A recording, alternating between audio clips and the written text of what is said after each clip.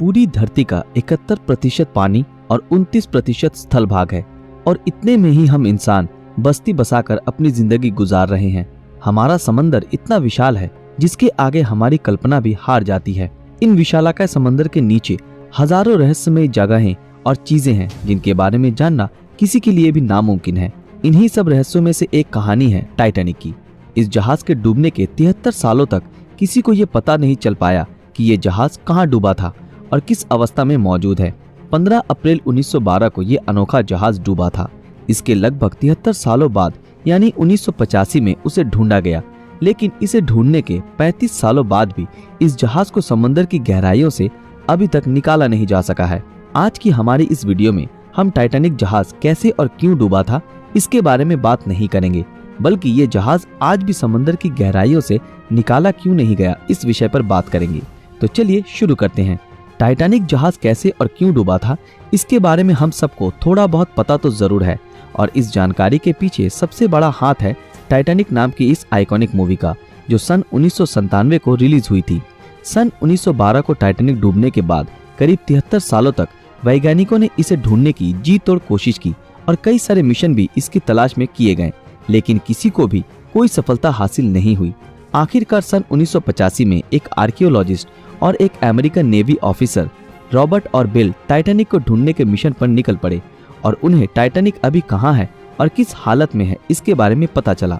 उनके टाइटैनिक को ढूंढने के बाद इसके कई राजों से पर्दा उठा जिसने पूरी दुनिया को हैरान कर दिया। टाइटैनिक समंदर के 12,000 फीट गहराइयों में डूबा था। ऑफिशियल रिपोर्ट के मुताबिक ये जहाज डूबने से पहले सही सलामत थी, लेकिन जैसे जैसे टाइटैनिक समंदर की गहराइयों में समाती गई वैसे वैसे ये जहाज 2 हिस्सों में टूट गया। लेकिन ऐसा क्यों हुआ? टाइटैनिक द न्यू एविडेंस की रिपोर्ट में ये बताया गया कि टाइटैनिक आइसबर्ग से टकराने के बाद नहीं डूबी थी। टाइटैनिक में आग लगने की वजह से ये डूबा था। खोजियों को जब इस जहाज का मलबा मिला तब उन्होंने ये पाया कि इसमें मौजूद बहुत सी चीजें वैसी की वैसी ही हैं।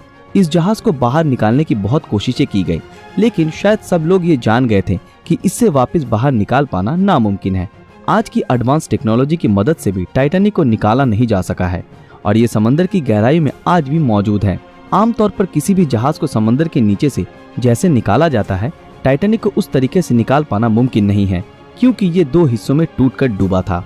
लेकिन हाईटेक सबमरीन और पावरफुल मैग्नेटिक सिस्टम की मदद से शायद उसे निकालने की कोशिश की जा सके, पर इन कामों में बहुत सारी मुश्किलों का सामना करना पड़ेगा, जिसमें सबसे पहला है टाइटैनिक का वजन, जो करीब 1.43 लाख टन है, जो बहुत ही ज्यादा है।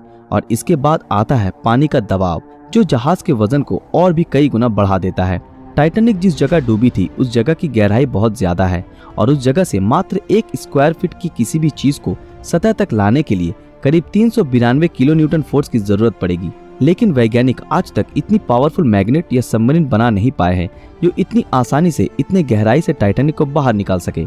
शुरुआत में वैज्ञानिकों के पास टाइटैनिक को बाहर निकालने का कोई प्लान नहीं था, इसलिए उन्होंने कई मजेदार तरीके ट्राई किए टाइटैनिक को बाहर निकालने के लिए, जिसमें सबसे पहला पिंग पोंग बॉल की मदद से टाइटैनिक को रिकवर करने का प्लान सोचा।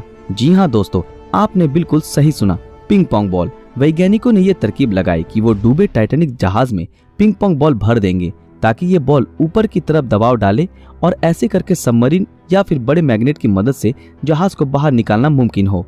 लेकिन तब वैज्ञानिकों के दिमाग में ये बात नहीं आई कि ये पिंग पोंग बॉल समंदर की गहराइयों तक जाते ही पानी के दबाव से फट जाएंगे। तब वैज्ञानिकों ने बड़े बड़े बैलून्स की मदद से इस काम को अंजाम देने की परिकल्पना की। उन्होंने ये सोचा कि अगर हजारों लाखों बलून्स में हीलियम गैस भरकर इन बलून्स को जहाज से बांध दिया जाए तब ये बलून्स ऊपर की तरफ दबाव डालेंगे और ऐसे करके टाइटैनिक को निकाला जा सकेगा। लेकिन तब वैज्ञानिकों ने ये नहीं सोचा कि इतने गहरे पानी में इन बलून्स में हीलियम गैस कैसे भरी जाएगी, और ये भी एक फ्लॉप आइडिया था। आखिरकार वैज्ञानिकों ने ये तरकीब लगाई कि बर्फ की डेंसिटी पानी की तुलना में कम होती है और जिसलिए बर्फ पानी में तैरता है। उन्होंने ये सोचा कि टाइटैनिक जिस जगह पर मौजूद है, अगर किसी भी तरह उस जगह के पानी को बर्फ में तब्दील कर दिया जाए तो ऐसे करने से जहाज पानी के ऊपर तक आ जाएगा। इस तरकीब को बताया अमेरिका के एक इंजीनियर जॉन पियरे ने।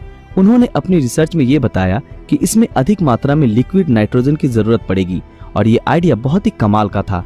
लेकिन ब्रिटिश गैस कंपनी BOC के मुताबिक इस प्रोजेक्ट को अंजाम देने में करीब आधे मिलियन टन लिक्विड नाइट्रोजन की आवश्यकता होगी और तभी सबके मन में ये सवाल आया कि इतने विशाल मात्रा में लिक्विड नाइट्रोजन को इतनी गहराई तक कैसे ले जाया जाएगा। और अंत में ये प्रोजेक्ट भी कामयाब नहीं हो सका। इसके बाद एक शिप बिल्डिंग कंपनी ने टाइटैनिक को निकालने का एक आइडिया दिया। उनके मुताबिक सबसे पहले टाइटैनिक पे जमे शैवाल को और गंदगी को साफ करना पड़ेगा और इसके लिए एक पावरफुल वैक्यूम क्लीनर जैसी मशीन की जरूरत होगी। इसके बाद एक मजबूत लोहे की मोटी तार से टाइटैनिक को इस बोट से जोड़ देना पड़ेगा और बाकी का काम ये मशीन ही कर देगा। और एक ऐसी सबमरीन का जुगाड़ करना पड़ेगा जिसका टैंक गैस से फुल हो। सिर्फ इतना ही नहीं, इस प्रोजेक्ट के लिए भारी मात्रा में बिजली की आवश्यकता होगी। रिसर्चरों के मुताबिक इस प्रोजेक्ट को अंजाम देने के लिए 20 मिलियन किलोवाट बिजली की जरूरत होगी और इस बिजली के उत्पादन के लिए एक पावर प्लांट की भी जरूरत है। लेकिन समस्या ये थी कि समंदर की इस गहराई में पावर प्लांट कैसे बनाया जाए। वैज्ञानिकों ने फ्लोटिंग पावर प्लांट बनाने के बारे में भी सोचा, पर इतनी गहराई में इलेक्ट्रिक वायर टिक नहीं पाएगी। पानी के अधिक दबाव से ये वायर फट जाएगी। कैसे भी करके अगर इस प्रोजेक्ट को अंजाम दे भी दिया गया तो फिर भी ये प्रोजेक्ट काफी महंगी साबित होगी। इसलिए इस प्रोजेक्ट को तुरंत बंद कर दिया गया। बहुत सी बड़ी बड़ी कंपनियों ने इस प्रोजेक्ट को अंजाम देना चाहा, पर इसमें इतना खर्च है कि इसके बारे में नहीं सोचना ही बेहतर है, क्योंकि टाइटैनिक को बाहर निकालने में जितना खर्च है उस पैसे की रिकवरी करना नामुमकिन के बराबर है। इसी कारणवश इस प्रोजेक्ट को कोई भी अंजाम नहीं देना चाहता। अगर कोई कंपनी इसे निकाल कर म्यूजियम में रख भी दे तो भी इसमें किए गए खर्च को रिकवर करने में 100 साल से भी ज्यादा का समय लग जाएगा। हालांकि इस अनोखे जहाज से लोगों की इमोशंस जुड़ी है, लेकिन फिर भी कोई कंपनी इतना बड़ा रिस्क लेना नहीं चाहती।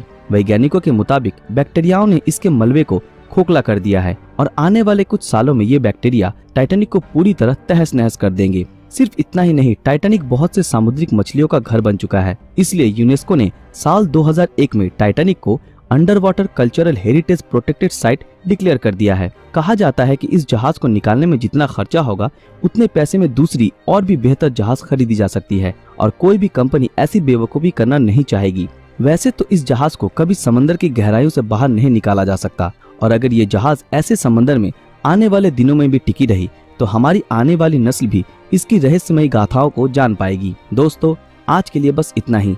उम्मीद करते हैं आज की हमारी ये वीडियो आप लोगों को पसंद आई हो। तो फिर मिलते हैं आपके साथ अगले वीडियो में। अगर ये वीडियो आप लोगों को अच्छा लगा तो इस वीडियो को लाइक, कमेंट और ज्यादा से ज्यादा शेयर जरूर करें। वीडियो देखते रहने के लिए शुक्रिया।